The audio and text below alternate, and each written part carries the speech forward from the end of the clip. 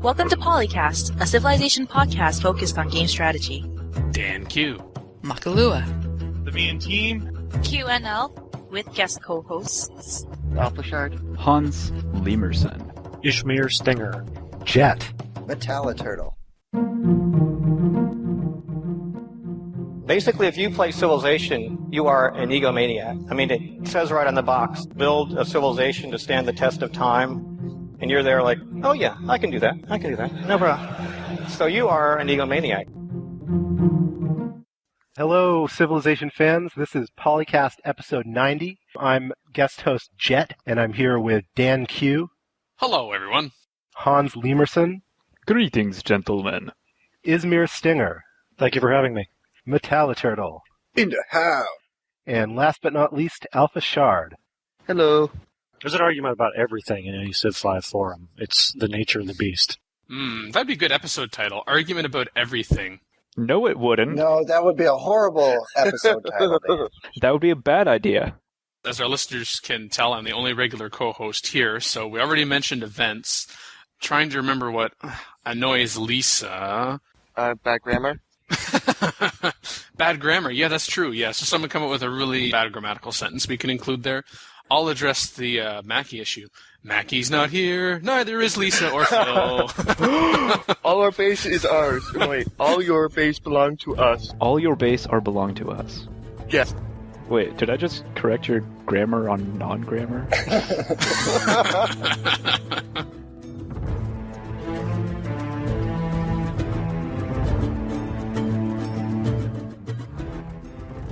Under the Miscellaneous heading, getting the AI to play with itself. Forum talk. What does it mean to be hardcore? And the rise of Facebook gaming. In news, Assorted Civilization 5 info from GDC 2010 and other places. And recorded live at PAX 2010, PolyCast correspondent Tim Steiner-Davian-Seifert speaks with Civilization 5 designer Dennis Shirk from Firaxis Games. Then, clips from Sid Meier's keynote address at the Game Developers Conference 2010.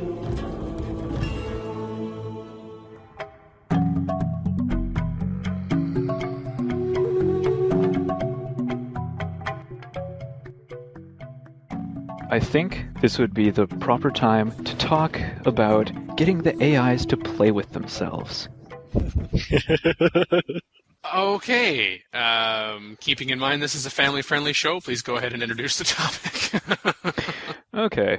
This topic is going to be how to get the AI players to play the game on their own. So you could basically start in on a game 20 turns in and just jump in where it is, or see what happens if AIs are left to their own devices. One powerful method for doing that I'd like to suggest is you can find instructions for it by going to cscforums.civfanatics.com and searching for game.ai play. But briefly, you put cheat code equals Chipotle in your ini file, and that allows you, for one thing, to use Control-Z to reveal the map and to reveal AI cities. And then you go into the console with the backquote key, and then type game.ai play space and then some number of turns. What that will do is takes you out of the game, so you lose one civ, your civ drops out of the game. And then the AIs will just play that many turns, and you can, when they're done, you can watch and see what they did. That's going to give an advantage to AIs that started near your starting location because they'll have more expansion room. That's true, so it's kind of impossible to do without throwing off the game a little bit. You can start a game with one extra civilization, but it'll still throw off the distribution of civs around the map a little bit. Yeah, that's true. Or you could do a custom map and just put yourself on a tiny little island. Indeed. One other method for getting the AI to play with itself, it looks like the Better AI mod has its own version of an autoplay feature, a slightly different user interface.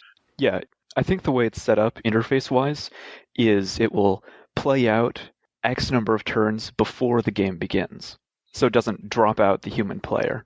It puts you under AI control and then drops you in. I think it saves it as a scenario so you can drop in as anybody you want to. Ooh, even better. I think it might actually be entertaining to watch the civilizations, how they play against themselves. I mean, it does happen where the civ will dogpile on another civ or, just other things. So it'd be kind of like watching history unfold in a way. So, Montezuma, what do you want to do tonight? The same thing we do every night, Shaka. Try to take over the world. That was awesome.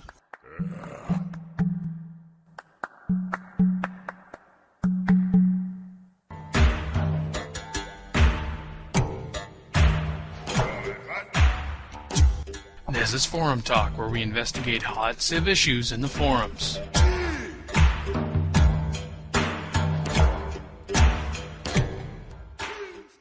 I'd like to talk about what it means to be a hardcore player.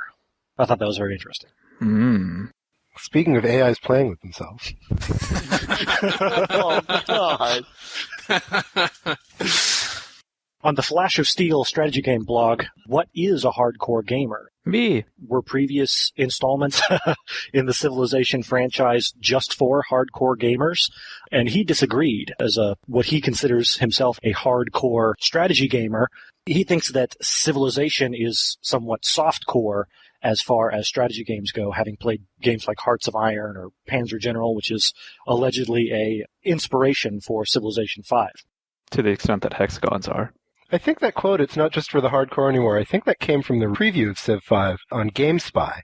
Yes. The way the claim was substantiated in the preview is that the preview is structured into 5 features where the preview author claims all make it easier. Hexagons, supposedly making it easier to see possible paths that you can take around the map. The change from allowing multiple units to be stacked up on a tile to 1 unit per tile. Easier modding, the return of advisors to the game, and then something else about cities. That doesn't really sound like hardcore stuff.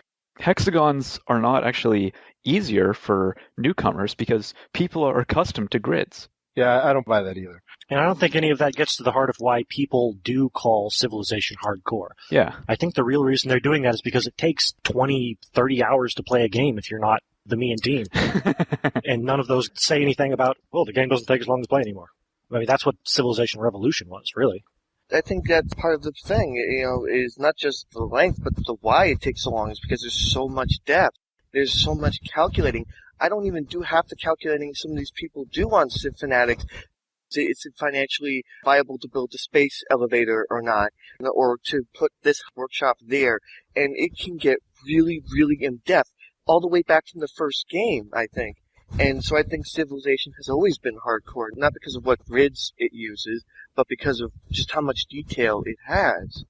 Absolutely, yeah, it is very complex. And not all of it is even that well explained, although in Civ 4 I thought the tutorial was very good, and the SIDS tips and the various pop-ups were all very good. Some of the basic mechanics, it took me quite a while. I had not played Civ before Civ 4. Oh. So some of the basic mechanics about like tile yields, for example, which I think the game developers tended to sort of assume that people would understand off the bat, just because everyone who developed the game had probably been playing since Civ 2 or something.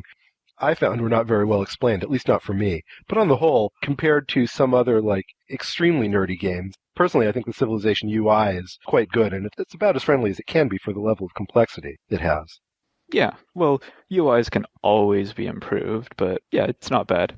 I'm sure if Phil were here, he'd be disagreeing. On this Flash of Steel blog, which is by Troy Goodfellow, a gaming journalist who has appeared on PolyCast before, he said in part that from where I sit, hardcore is an adjective best applied to players, not games, quote-unquote. And I'm going to agree with Troy, which sounds like I'm disagreeing with some or all here on the panel, but that makes for an interesting discussion now, doesn't it? Well, it's all about how much of yourself you want to put into the game. You can streamline it by hitting automate and just letting your governors click the little tiles that are going to be worked and what buildings should be built, and you're just like basically pressing enter until the end of the game. You can make it very streamlined. Yeah, build 3 settlers and then build every wonder. Right, but what's the maximum difficulty you could actually win doing that on? I think there's a minimum amount you have to put into this game, and it's much higher than the minimum required by other games. That's why I think that hardcore game is applicable to Civilization 4. Yeah. The term certainly makes sense for both players and games, in slightly different ways. I think it may also be just how much investment you need to make in the game in order to achieve a certain level of skill. Yes, and for me, that's why if you're a hardcore player, then you're more likely going to be able to go up the difficulty levels and not just survive, but even thrive. And so because of that scalability for Civ 4 and really for any game, I still think that when we talk about hardcore, we want to talk about the players, not the game itself, because between that and the automation, yes, you can get into people, like you were saying, Scott, figuring out the formulas and looking at the code to save a turn or two here or there. I mean, now that is hardcore. I mean, and everything is relative. And if you're talking about those kind of people, then I'm not hardcore, but I am hardcore compared to someone who just picks up Civ 4 every now and again, because I do play the game every week. If we look at, for instance, I think a lot of the times is what does it mean to be hardcore? And if we're talking about a definition, I think the dictionary definition fits very well. Hardcore, unswervingly committed, uncompromising, dedicated, die-hard, the most dedicated, unfailingly loyal faction of a group or organization. We're talking about people, we're talking about gamers in this situation, we're not talking about the game itself. Well, I mean, I think the way language works is that terms that are applied to one concept tend to bleed out into related concepts just because of the connotation. Yeah. And it may have a slightly different shade of meaning when applied to related concepts. Like porn. Perhaps. Let's suppose etymologically that term hardcore originally referred to people. Yeah, it could be various activities or spheres in which people engage in hardcore behavior. The other kinds of entities in those spheres, like games or whatever, might then start to themselves be called hardcore just because of the association with hardcore people. And so I just think that's the way language naturally works, is that terms sort of drift around like that to associated concepts. And so it's both. I'm pretty sure it did originally refer to people. If you look at the way it's used in movies made in the early 80s, late 70s, they're referring to badasses, to people who do very dangerous or crazy things. That's badass, man. That guy's hardcore. Huh. I think basically what they're trying to do is keep the game from being too simple like Civ Rev and still detailed, but having the options for casual players who don't want to get too involved and be able to get off the game and have a life. Oh, for sure. Undoubtedly, that's the goal with all versions of Civ. Yes. As to what Civ 5 has for us in terms of different levels of complexity, I think nobody knows yet. I'm not even going to get into about the Civ Rev and the simple portion. That's a totally separate conversation. I'm wondering about what the complexity level in Facebook Civ is going to be like.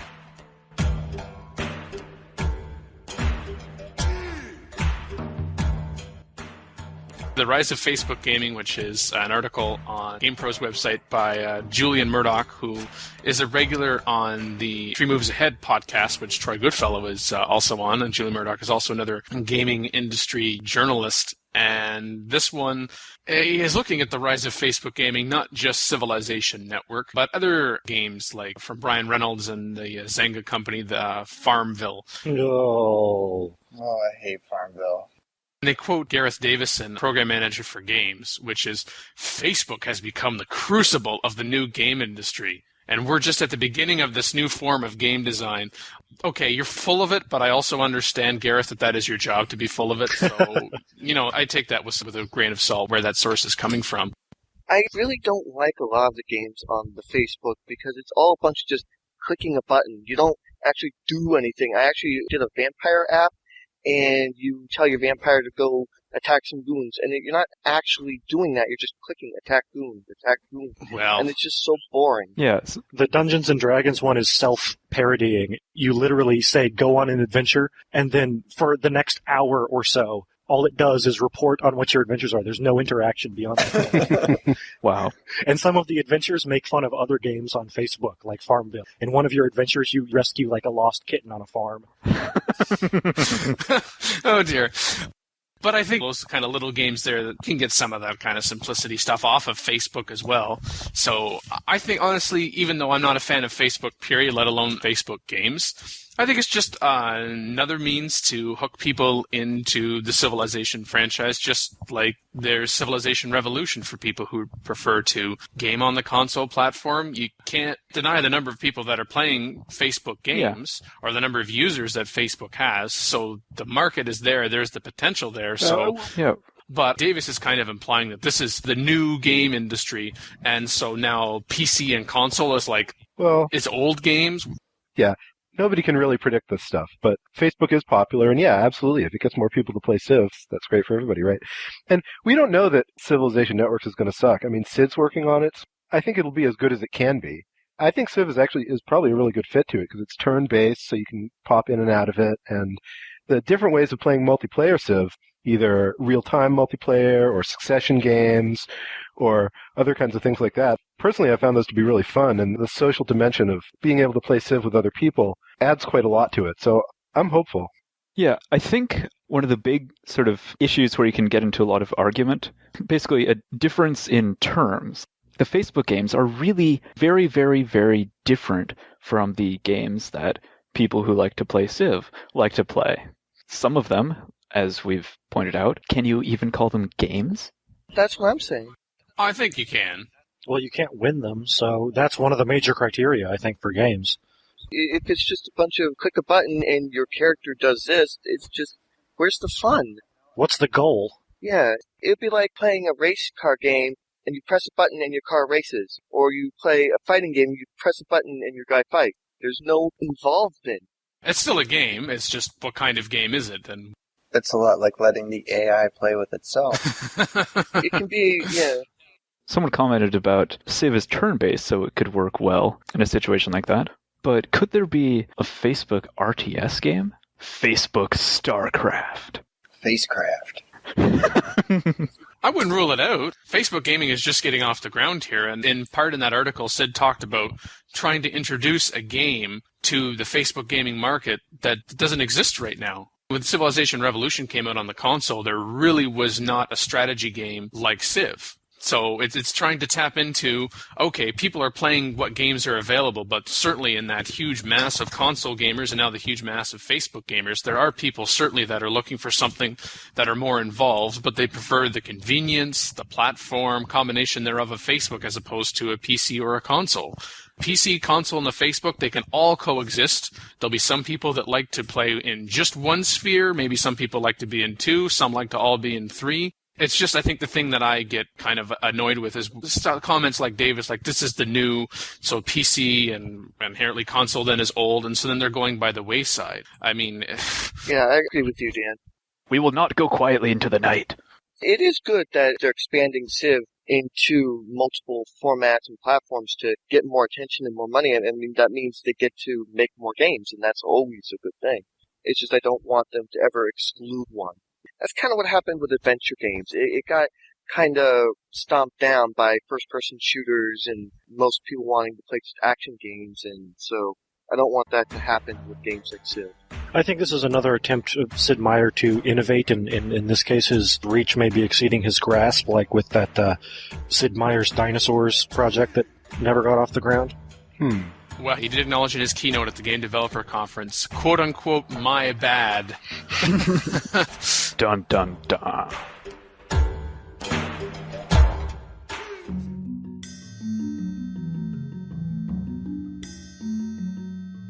Here's what's been making news in the Civ community.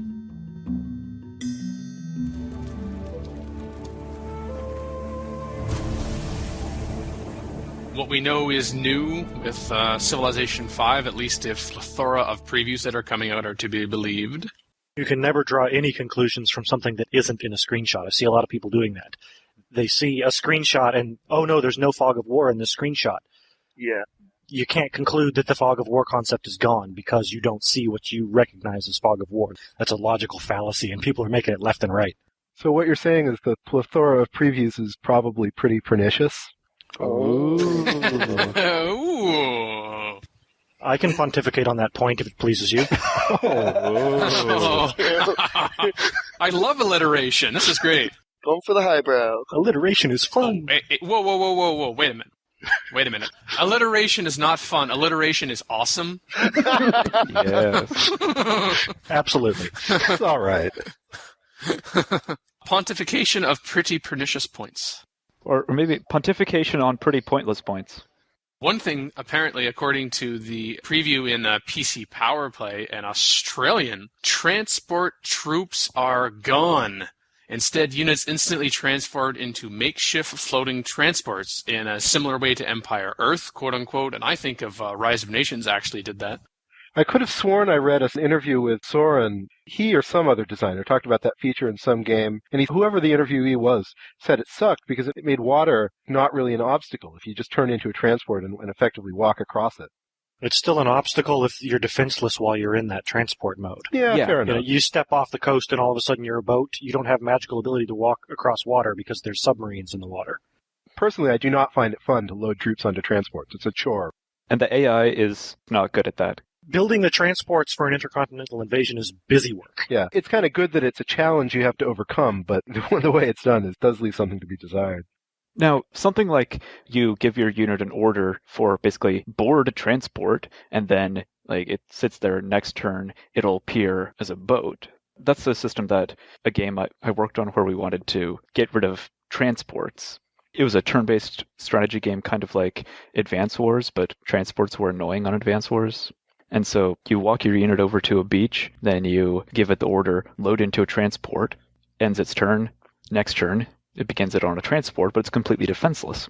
And yeah, you have to escort it across, and then you land it on the beach, and it unloads, but that's the end of its turn. And so it's vulnerable to being attacked. Yes, you can technically take your army and walk over the water, wherever, but you're vulnerable. And if you don't have a beachhead, there's nothing you can do. It really depends on how it's implemented. Yeah. It could potentially be really exciting because even in Civ 4 we have the concept of you're vulnerable when you unload onto a beachhead because that takes your movement and you can be counterattacked. But now that there's one unit per tile, you could have long beachheads. Oh, yeah. Talking D-Day, Normandy invasion type stuff, where you have to continually unload single units onto the beach and then have many of them destroyed by the defenders and repeat that process. I think it could potentially be very exciting. Sounds like it might be difficult, actually. One thing I wondered about with the one unit per tile and having fewer units and units being more valuable, are they going to keep the combat mechanic of basically battle to the death? Every time units fight, one of them will die? Supposedly not. Supposedly units run away. Okay, that's good. That was always a slight annoyance in Civ, because, okay, your unit is way stronger than theirs, you have a 90% chance of winning. So there's a 10% chance you might just die and you're gone. I played a war game called Diplomacy, ironically enough, Yay. Where the only way to destroy units was to force them to retreat in a situation where there was literally no place to which they could retreat. Otherwise, units always survived combat. Yeah, same in Hearts of Iron. We know that religion has been removed. That sucks. From Civilization 5. Balancing issues, and the reason identified by John Schaefer, designer himself, was that religion was so much for the basis for whether or not a Civ liked you or not, so they decided to just leave religion behind. I knew that, but apparently something else has been removed. According to IGN, in addition to religion is gone, so is espionage. They better put that back in an expansion pack like they did with... I can live with the religion, but I hope espionage. Oh, no. Well, IGN say it isn't so. Well, but for espionage, isn't it traditional that diplomacy was the precursor to espionage? Civ 2, diplomats, you send them over, and you pay 500 gold, and you take the enemy's city. Yeah, I love that. Yeah. Not going to give that back, though, I know. Oh, that was so much fun. Those were the days. I'll just buy my empire, just send out diplomats. That's how I did war. Send out my diplomats, buy my cities.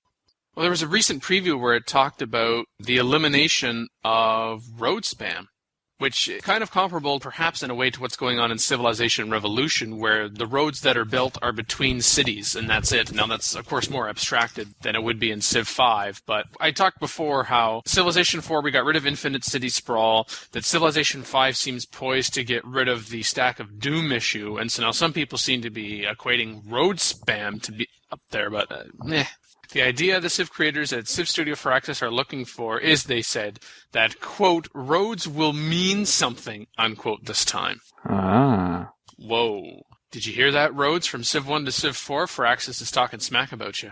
I thought roads always meant something. Meant faster movement. Yeah. Yeah. So will they be built automatically, or will you only be able to build them on certain squares, or will you invest road production on squares or something? Or Yeah, we'll see. Maybe they'll be more expensive. You're definitely going to be able to build them. That was a big activity of the Roman Empire. You know how much these guys love Rome. Yes.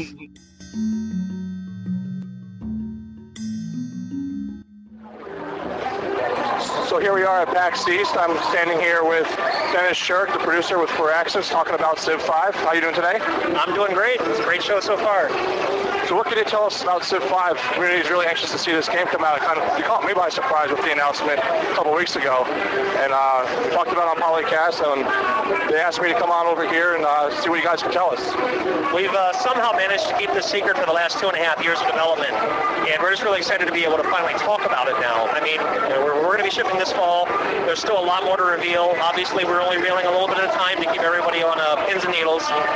Yeah, we're hoping that everybody's loving what we're doing, so we're really excited about it. Judging from the lines I've seen here yesterday and today, as soon as the doors open, you already got people lined up trying to fill the last few seats for the demo. That's pretty impressive. We're completely geeking out about that. I mean, just the fact that people are waiting in line to see something that we've made is just an excellent thrill, especially since it's like fans that are at the show and not just, press. It's just amazing. Yeah, definitely incredible. I personally have been playing Civ for the last 20 years now, since it first came out. So I'm really looking forward to seeing what you guys got in store. So the community provided me a list of questions, and we're just going to go down that list and see what you can tell us. Okay. Is it true that we're going to be allowed to have 1 unit per tile, and how is that going to work? No more stacks of dooms, I guess? Yeah, stacks of doom are no longer in the game. What we really were trying to do with 1 military unit per tile is to pull combat out of the cities. We want people to take advantage of the terrain and take away advantages that really large civs might have over small civs. So small civs can, for instance, defend a mountain pass with very few units against any number of invading forces because they can only bring 1 unit to bear. You can defend your hills well. You can use your, for instance, ranged units like archers in defensive positions just because it allows defenses to be much more stout if you're taking advantage of the terrain outside of the cities. And that's the main thing that we wanted to do. We wanted to make that whole tactical game much more interesting. You have to put some thought into it, but it's going to make for a more exciting game, we think. I absolutely agree with that. That's one thing I kind of didn't like about the earlier iterations, that it's just really just a stack of doom. Whoever's got more units in one place is going to win. Yeah, I mean, that certainly can be said about it. Obviously, the stack of doom is something that's everybody's used to playing, and it's a part of Civ. It's embedded in the Civ franchise as a whole. So making the switch is a big deal, and we know that it comes across as a shock to some people that are just really used to playing Civilization. But once you see it, and once you try it, and you see how it really just blows out the tactical game, we think people are going to really love what it does. Excellent. We're looking forward to it. So how much can you tell us about resources? Is it correct that luxury resources and food resources will be infinite, but strategic resources like oil and iron may be a bit more limited? Yes, that's currently how it is. You never know how things are going to end up. We're an iterative design studio, so John might be making changes right up until the Gold Master is handed off.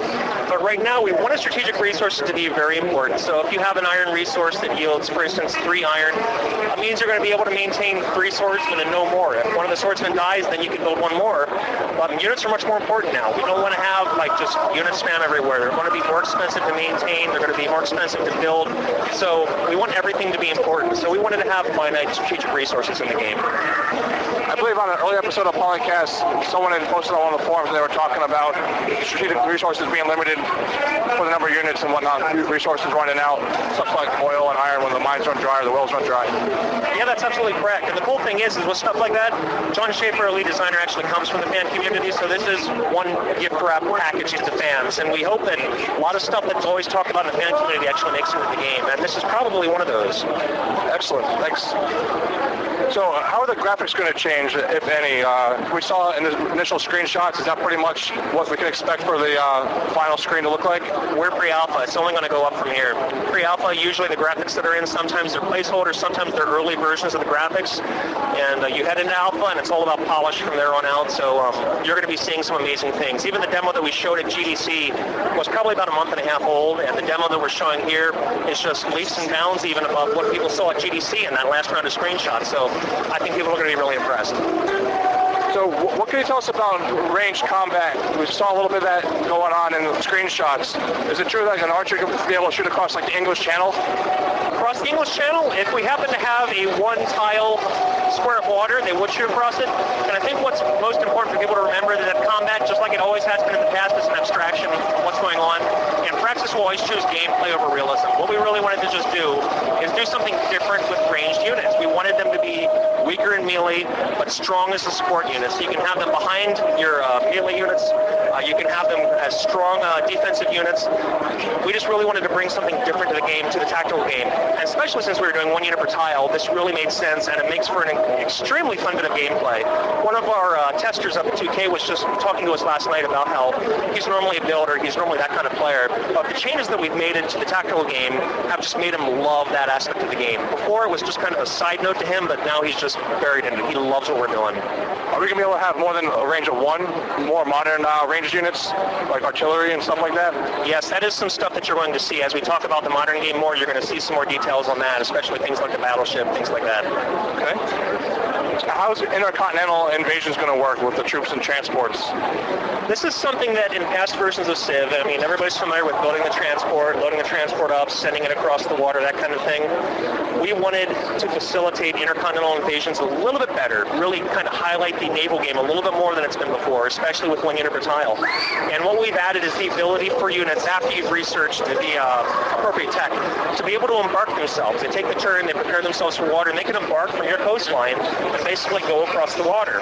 When they're in this form, they're counted as civilian units. I mean, they're defenseless. If you have them out there alone, an enemy civ or a barbarian boat for that matter, you can just basically sink those boats one at a time. So you have to protect them. You have to build naval units to protect these embarked units. But hopefully taking the extra step out of having to manage your transport and the micromanagement of getting your guys on the transport will really facilitate intercontinental battles a lot more readily. That's something that we think is going to be really cool to people who play the game a lot. So how's the transport defense going to work with the 1 unit per tile rule? When they become transports, when you embark your unit, they become basically civilian boats. And civilian boats exist on their own layer besides military units. So you can group that with a large ship. If you have a battleship out there, a destroyer, a galleon, you're going to be able to group that with that and sail them across as defense. You don't have to have a group, but you can, and it's advisable. Just like if you have a settler roaming out into the countryside, you want a military unit with it to protect it. And so civilians exist on their own layer, so they'll be able to basically walk right along with your military units. So we have like almost an infinite number of civilian units with 1 military unit on a tile, or is there some kind of limit imposed in there as well? Civilian units still have to follow the same rule, just on their own layer. 1 civilian unit per tile, 1 military unit per tile, 1 air unit per tile. So you've got your layers there. You can't stack infinite civilian units, but you can have 4 civilian units side by side and garrison them with a couple boats that can shift around. So there's options there, but you still have to take that kind of space into account.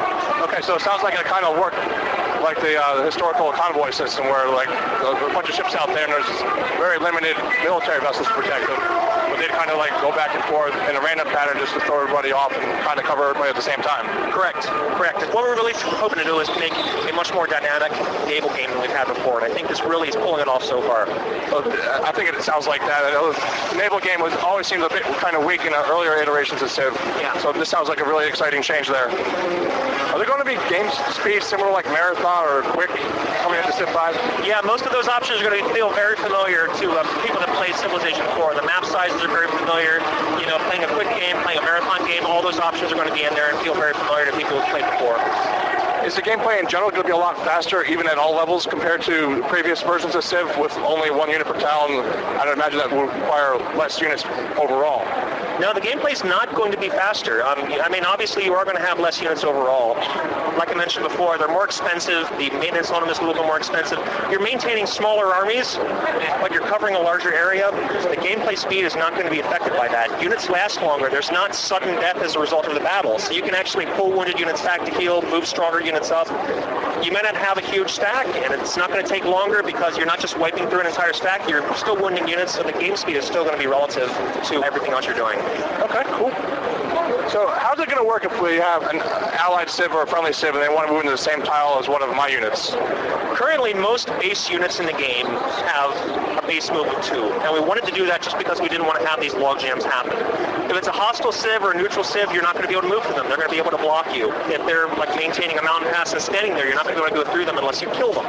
If it's obviously one of your units, that kind of thing, you can use that movement modifier and either switch places with them, you can move through them if you have the movement available, but there is going to be situations where you have an occupying unit on a space that sucks up movement points, like up on a hill, where you're not going to be able to go through them. You're going to have to find your way around them, or you're going to have to kill them or ask them to move. What about corporations and religion? What can you tell us about that? I saw something that religion, as we knew it in Civ 4, was removed. Is that going to be represented in another fashion? And what about corporations? Religion in Civilization 4 has been removed. I mean, John's never going to take something out of the game and leave a smoldering hole in its place. He's always going to have something that kind of takes the place of that. Everything that John is doing with diplomacy, the religion system as it existed in Civilization 4 just didn't work. It didn't make sense, especially with that whole city-state layer that's going into place. There are some larger features that we cannot talk about yet that people are going to see is really fills the gap nicely. Corporations are something that was added in Beyond the Sword. That's not currently in place in Civilization 5. And I'm sure there's going to be a lot of other cool things that you're going to be reading about in the coming months that it's not so much a distraction, but it's going to make you very happy with what's coming in. All right.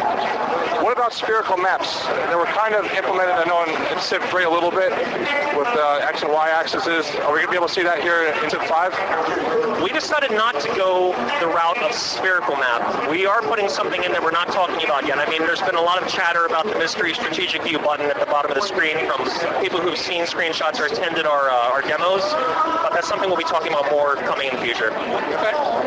What about espionage? In Civ 4, it was kind of left down until I guess it was Beyond the Sword. Is that going to be included here from the start in Civ 5? Now, the espionage system as it was in Civ 4 is also something that is not going to make an appearance in vanilla Civ 5. That's not to say it won't eventually show up, but that system alone, again, it didn't make sense with what John is doing with the new features he's adding in, especially for modern day gameplay. And again, that's something, I hate saying it, but that's something we'll be talking about in the coming months. That's totally understandable. Thanks for all your time. I really appreciate answering all these questions. And I would be remiss as representing PolyCast here if I didn't ask you Dan's favorite question. Yep. Would you be on PolyCast again in the future? You can tell Dan that we will always be on PolyCast again in the future. So we've done so many PolyCasts in the past, and that's never an issue for us. Well, thank you very much. I really appreciate your time. Thank you. Thank you.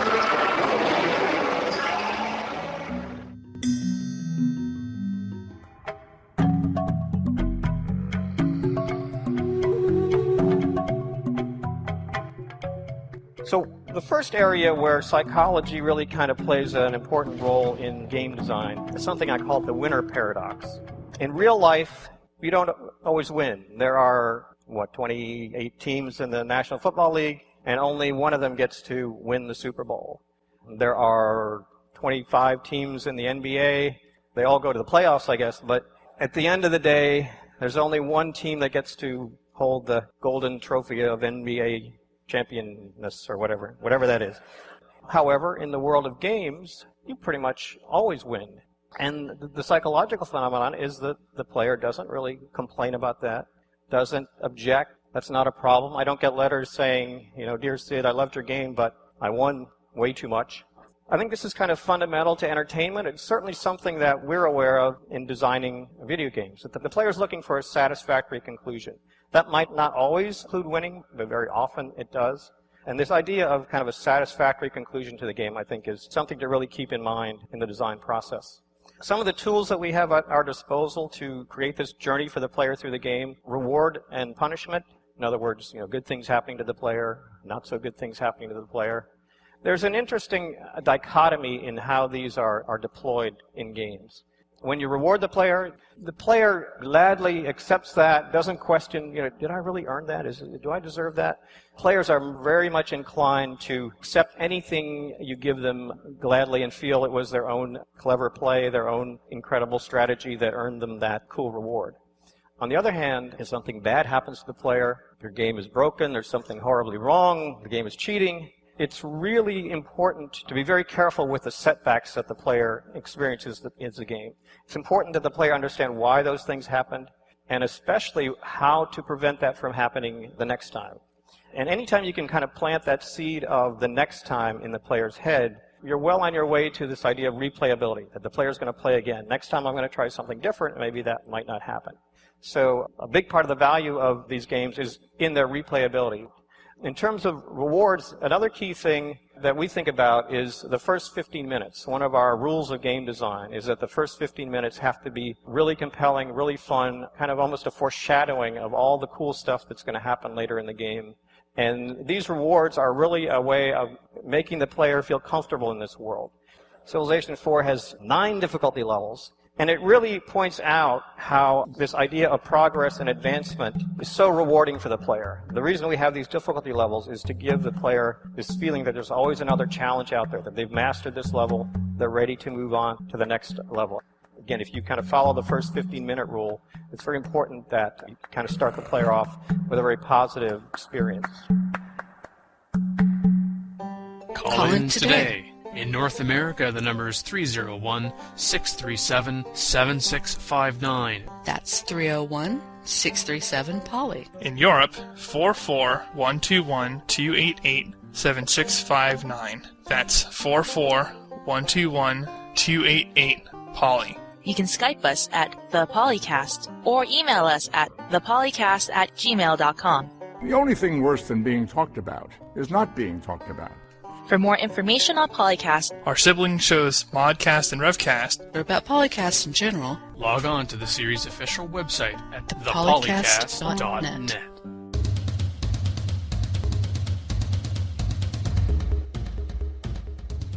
I'll list them just in the order that they have. I don't trust my ability to alphabetize on the fly here. America, Germany, Aztec, Inca, Japan, China, Arabia, Mongolia, You have to do it to a tune. France. The Mexican hat dance, yeah. All right, so someone do the music in the background. I'll start the list again. No problem. America, Germany, Aztec, Inca, Japan, China, Arabia, Mongolia, Rome, France, India, England, Russia, Ottomans, Egypt, and Greece. I don't know how the song really goes. America, Germany, Aztec, and Inca, and Japan, China, Arabia, Mongolia, Rome, France, India, England, What the? I've never heard of that. What is that? Songhai? Yeah, Songhai? I just skipped that one. Ignore it. Okay. America, Germany, Aztec, and Inca, Japan, China, Arabia, Mongolia, Rome, France, India, England, Russia, the Ottomans, Egypt, and Greece. That's the end of the list. Wonders. Now we need a Wonders song. But okay. Make sure before you try to sing it that you arrange them in order so that they'll fit in the meter. Yeah, that was a problem. Yep. Yeah, that was a problem. So I'd go for the Can, or the Modern Major General song. I am the very model of a modern Major General. I am the very model of a modern Major General. Damn it, I knew the words. I am the very model of a modern Major General. I've information, vegetable, animal, and mineral. I know the kings of England, and I quote Spike's historical from Marathon to Waterloo in order categorical. About binomial theorem, I am teeming with a lot of news. With many cheerful facts about the square of a hypotenuse. With many cheerful facts about the square of the hypotenuse. With many cheerful facts about the square of the hypotenuse. With many cheerful facts about the square of the hypotenuse. I didn't know I was going to have a chorus. So the PolyCast musical tour, canceled before it was ever announced. Oh my god. Colossus and the Oracle, the Hanging Gardens Pyramids, Hagia Sophia, the Shakespeare's Amphitheater, it's not going to work. This is so depressing, I cannot begin to tell you. This has been PolyCast number 90. I am your first-time co-host, Hans Lemurson. And we have Metaliturtle. I'm Metaliturtle, and my fuzzy purple hat with the big white feather says that I am a hardcore player. AlphaShard. You have no idea what you guys missed. Jet. Thanks for listening, folks. Izzy. Everything's better with giant fighting robots. And Daniel Quick. This is what you get when I'm the only regular co-host on the show. Oh no!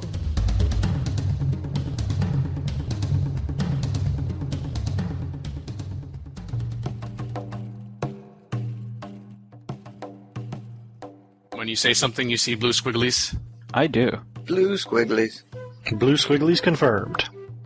We have blue squigglies. Roger that, Houston. Blue squigglies are a go. All right. We're not bad at math. I think all 10 of us agree here. We may be thinking about the concept within the framework of previous Civ games, and it might not be that way anymore. We may be making false assumptions about it. But making false assumptions is the entire purpose of this. Oh, absolutely. And when this is released later, after everybody knows that what we said was wrong, it'll be even better. Civ producer noted that all Civ games eventually come out on the Mac. Eventually being the key word. Oh, now you're trying to find the ground upon which we can all agree. No, I like No, I'm arguing. Oh, see what he did there? No, actually, what did he do? This has been PolyCast number 90. I am your first-time co-host, Hans Lemurson. And we have some other guys. I'm Jet. Thanks for listening. Oh. Oh yeah, thanks for listening. Yeah, maybe someone who actually knows what they're talking about should do it. Record date? March 13th, 2010. Everything You Know Is Wrong, a GDC 2010 keynote by Sid Meier clips, courtesy GameSpot. Civilization sound clips, copyright Take-Two Interactive. Copyright Civilized Communication at civcom.net.